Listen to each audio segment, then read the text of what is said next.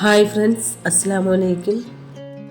Garden നല്ല വൃത്തിയും നീറ്റായിട്ടിരിക്കാനായി ഞാൻ കൂടുതലും പ്രിഫർ ചെയ്യുന്ന ഈ സ്റ്റാൻഡാണ് കേട്ടോ. അപ്പോൾ നമുക്ക് ഇരുമ്പ് സ്റ്റാൻഡിനേക്കാളും ഏറ്റവും നല്ലതാണ് കേട്ടോ ഈ പ്ലാസ്റ്റിക്കിൻ്റെത്. ഞാനിത് വാങ്ങാൻ തുടങ്ങിയിട്ട് ഏകദേശം 3 വർഷമായി. അപ്പോൾ ഇത് ഫ്ലിപ്കാർട്ടിൽ നിന്ന് ഞാൻ വാങ്ങിയതാണ്. 275 രൂപയാണ് കേട്ടോ.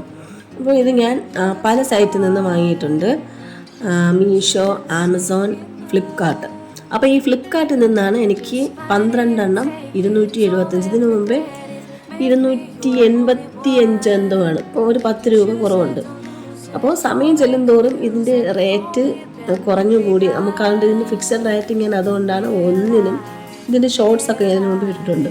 അല്ലെങ്കിൽ റേറ്റ് ഇടാത്തതിന് മെയിൻ കാരണം ഓരോ ടൈമും വില മാറി മറിഞ്ഞു വരുന്നതുകൊണ്ടാണ്.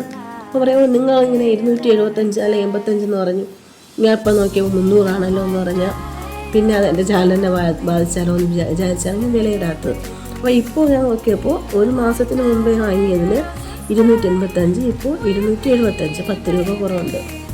അപ്പോൾ ഇനി കൂടിയാലും 85-ൻ്റെ 90-ൻ്റെ ഇടയ്ക്ക് ഉണ്ടാവുള്ളൂ. അതുകൊണ്ട് നിങ്ങൾക്ക് ഇതിൻ്റെ ഉപയോഗം മനസ്സിലാക്കി കഴിഞ്ഞാൽ നിങ്ങൾ എന്തായാലും വാങ്ങും കേട്ടോ. ഏകദേശം 3 വർഷം കൊണ്ട് ഞാൻ ഈ സ്റ്റാൻഡ് വാങ്ങുന്നുണ്ട്. ഇതുപോലെ 12 അല്ല, 4 വെച്ചുള്ള സെറ്റ് ഉണ്ട് കേട്ടോ. അതാണെങ്കിൽ പല കളറാണ് കേട്ടോ. മഞ്ഞ, ഓറഞ്ച്, ചുവപ്പ്, നീല, അങ്ങനെയൊക്കെ പല കളറ്. അപ്പോൾ അതൊക്കെ ഞാൻ വേറെ അകത്തേക്ക് ചെടികളൊക്കെ വെക്കാനായി ഞാൻ എടുത്തായിരുന്നു കേട്ടോ. ഇൻഡോറിൽ ചിലത് മാത്രം എനിക്ക് തികയാതെ വന്നപ്പോൾ ഇതിൻ്റെ ഇടയ്ക്ക് മിക്സ് ചെയ്ത് വെച്ചിട്ടുണ്ട്.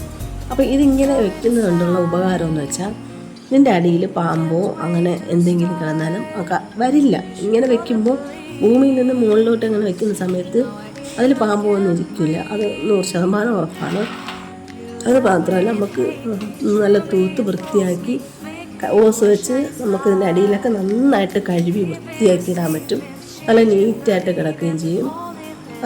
കാണുന്നവർക്ക് കണ്ണിനൊരു സുഖവുമാണ്. അപ്പോൾ ആരും കുറ്റവും പറയില്ല. അപ്പോൾ ഇതിനു മുമ്പ് ഞാൻ ചെടി വളർത്തുന്ന സമയത്ത് എൻ്റെ പഴയ കുടുംബ വീട്ടിൽ അവിടെ എനിക്കിങ്ങനെ സ്റ്റാൻഡൊന്നും കുറച്ചൊക്കെ വാങ്ങിയിട്ടുള്ളൂ. ഞാൻ പറയുന്നത് 3 വർഷം മുമ്പ് ഒരു 25 അത്രയൊക്കെയുള്ളൂ. അതൊക്കെ ഞാൻ മേളിൽ ഗ്രൈൻഡറിൽ ഇങ്ങനെ കൃഷി ചെയ്യുമായിരുന്നു. തക്കാളി, വെണ്ടയ്ക്ക, വഴുതനങ്ങ, സാലഡ്, കുക്കുമ്പർ, പുതിന, ക്യാബേജ്, എന്തൊക്കെ വേണം അതെല്ലാം ഇങ്ങനെ ഗ്രൈൻഡറിലും ഗ്രോ ബാഗിലും ഒക്കെയാണ് വെച്ചത്. അപ്പോൾ അതൊക്കെ ഇതുപോലെ സ്റ്റാൻഡ് 2 സൈഡ് വെച്ചിട്ട് തടിയൊക്കെ വെച്ചാണ് ചെയ്തിരുന്നത്. പക്ഷേ താഴെ അങ്ങനെ ഇല്ലാത്തതുകൊണ്ട് പാമ്പ് വരില്ലേ എന്ന് കുറേ പേരൊക്കെ പറഞ്ഞു. അങ്ങനെ വന്നിട്ടുണ്ട് കേട്ടോ.